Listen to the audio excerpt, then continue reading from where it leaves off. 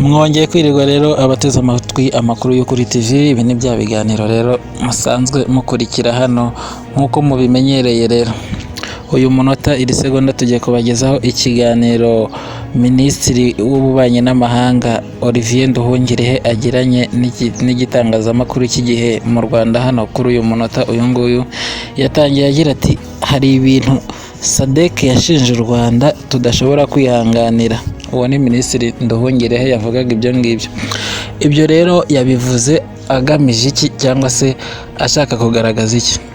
Nduhungirehe Edouard, Minisitiri w'Ububanyi n'Amahanga w'igihugu cy'u Rwanda rero yatangiye abwira ikinyamakuru cy'igihe ko ikintu SADC yakoze cyangwa se yakomeje gushyira ahagaragara u Rwanda rudashobora kwihanganira ni ukuntu mu myanzuro yacyo byafatiye muri inama ya SADC. Murabizi neza ko muri iyi mirwano ihanganishije FARDC ndetse na M23 hakomeje kuba inama nyinshi z'ibitaraganya twagiye tubibabwira mu biganiro bitandukanye.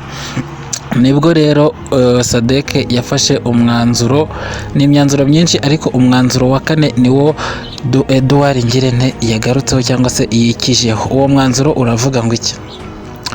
Uwo mwanzuro rero SADC yanzuye wavugaga ko wowe wakiriye ibirego by'abanyekongo cyangwa se by'abaturage b'abasivile barekaramaga cyangwa se bashakaga uburenganzira bwabo mu gihe bavugaga ko ingabo z'u Rwanda zifatanyije na M23 arizo zikomeje kubica cyangwa se kubabuza amahwemo.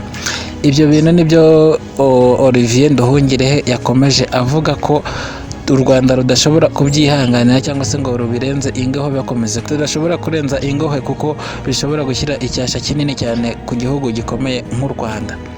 Aha rero ni mu myanzuro SADC yagiranye mu nama yayo ubwo hakorwaga inama y'igitaraganya kugira ngo barebe umuti cyangwa se icyo bakora ku ntambara ikomeje kubera hariya mu burasirazuba bwa Repubulika Iharanira Demokarasi ya Kongo.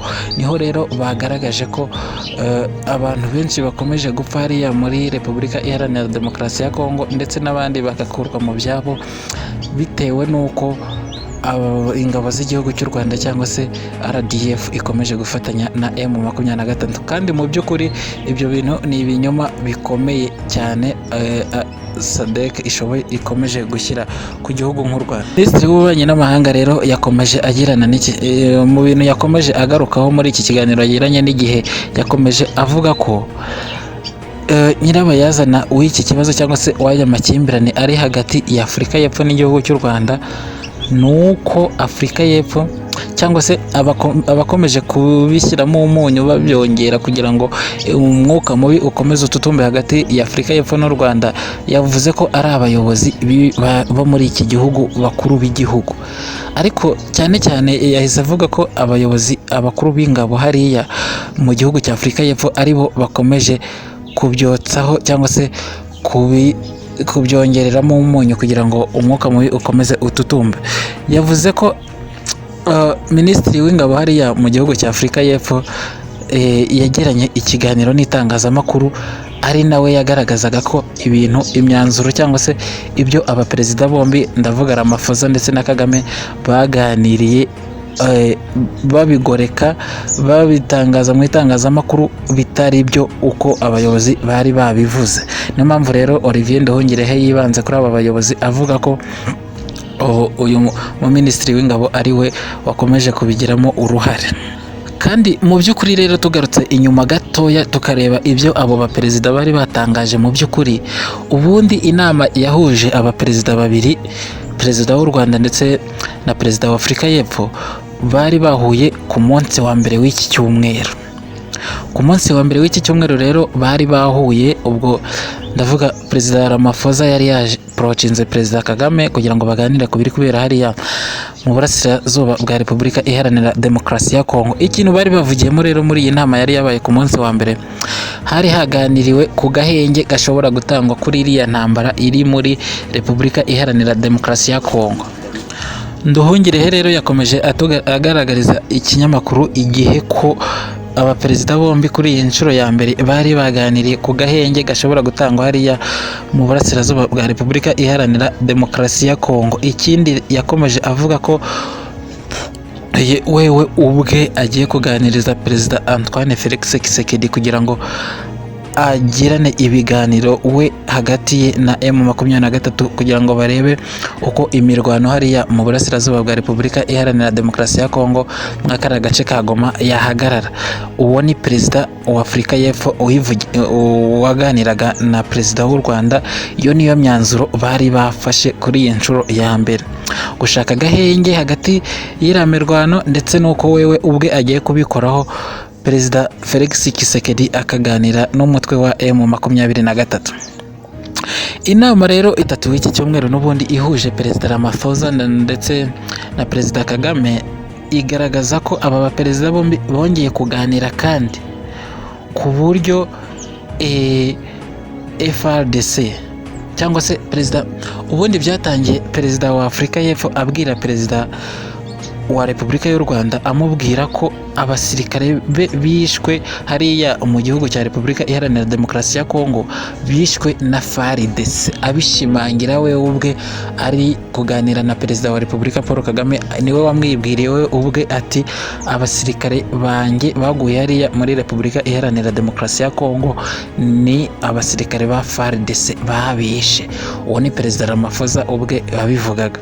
Perezida wa Afurika y'Epfo Ramaphosa niwe wisabiye ubwe Perezida Kagame, aramubwira ati wowe ugende unganiririze cyangwa se uriya mutwe wa M23 kugira ngo ureke abasirikare banjye bari hariya muri kariya gace ka Repubulika Iharanira Demokarasi ya Kongo babashe kubona amazi yo kunywa ndetse babone ibyo kurya ndetse babakupurire n'umuriro w'amashanyarazi, kuko yabonaga ko abasirikare bo bamerewe nabi hariya muri kiriya gihugu cya Repubulika Iharanira Demokarasi ya Kongo. Ubwo rero ibyo nibyo biganiro byabaranze mu kiganiro bagiranye aba baperezida bombi. Ni imyanzuro ibiri yari yafatiwemo ivuga ko cyangwa se ivuga ko Perezida Ramaphosa we ubwe agiye kuganiriza perezida. Iyo nshuro rero Minisitiri w'Ububanyi n'Amahanga wakomeje avuga ko nyuma y'ibyo biganiro bagiranye aribwo baje gutungurwa no kubona bariya bakuru b'abasirikare mu gihugu cya Afurika y'Epfo bagiye imbere y'itangazamakuru batangira kuvuga ibinyoma,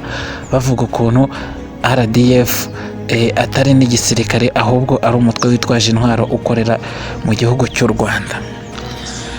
Hanyuma rero ibyo biganiro hagati y'aba perezida bombi bimaze kurangira nibwo hagaragaye abaminisitiri bagaragara imbere y'itangazamakuru bavuga ukuntu igisirikare cy'u Rwanda gikomeje kwitwara muri Repubulika Iharanira Demokarasi ya Kongo bakitiranya na M23. Minisitiri Nduhungirehe yakomeje avuga ko nibwo hagiye kugaragara rero mu minisitiri basohoye itangazo cyangwa se biriya binyamakuru bikomeje kwandika, nibwo nawe yahise afata umwanya arabandikira abasubiza akoresheje urukuta rwe rwa X. Nyuma yaho gato rero nibwo Perezida wa Afurika y'Epfo nawe yongeye kwandika ku rukuta rwe rwa X, yandika ibintu byinshi avuga ku gihugu cy'u Rwanda ndetse ikintu cyabangamiye abanyarwanda twese muri rusange nuko yafashe igisirikare cy'u Rwanda RDF akakigereranya n'inyeshyamba cyangwa se akagita inyeshyamba. Aha niho rero mugenzi we Perezida Kagame yaje nawe guhita afata umwanya aramusubiza, aramubwira ati igisirikare cy'u Rwanda ntabwo ari inyeshyamba, igisirikare cy'u Rwanda RDF ni igisirikare utakwitiranya n'inyeshyamba kuko ni igisirikare cy'igihugu kandi gikorera muri guverinoma nziza y'igihugu cy'u Rwanda. Kandi akomeza anavuga ko biriya ari kugaragaza ko bari abasirikare ba Samidi RC cyangwa se bavuye ngo muri SADC baje kugarura amahoro muri Repubulika Iharanira Demokarasi ya Kongo atari cyo cyabazanye, kuko nta mwanya bari bafite hariya muri Kongo wo kuba bagarura amahoro muri kariya gace, kuko ntabwo ari cyo cy'ingenzi cyari kibazanye, ahubwo ikintu cy'ingenzi cyari kizanye ziriya ngabo za SADC byari byagaragaje ko zije kurwana zozo, zije gufatanya na Repubulika Iharanira Demokarasi ya Kongo ndetse na za FDLR n'iriya mitwe ya za Wazalendo igihugu cya Repubulika Iharanira Demokarasi ya Kongo cyakusanyije kugira ngo kibafashe kwivuna umwanzi ariwe M23.